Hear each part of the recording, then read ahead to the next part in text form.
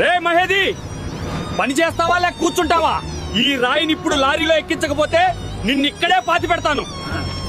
సోబుస్ గారు, దయచేయండి. 10 మంది కలిసినా ఈ రాయి కదలదు. నేను ఒక్కడనే ఎలా ఎత్తగలను?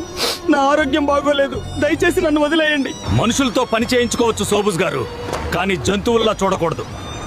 మహేదీని కొట్టే ముందు సామిర్తో మాట్లాడు. ఓహో, బ్లూ హీరో, నువ్వు వీళ్ళ నాయకుడువా?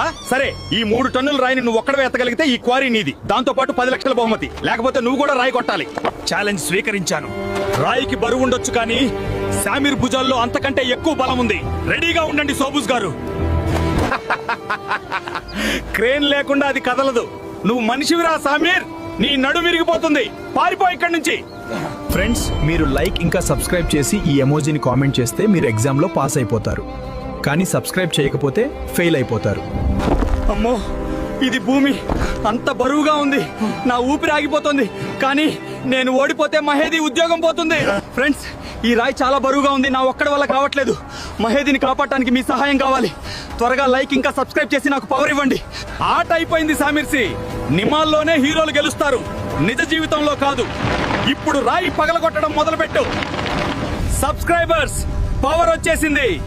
ఇప్పుడు చూడు సామిర్ ఈ రాతి బంతితో ఎలా ఆడుకుంటాడో. రాతి కంటే సామిర్ పట్టుదల గట్టిది. నీ రాయిని తీసేశాను. ఇప్పుడు మాట నిలబెట్టుకో.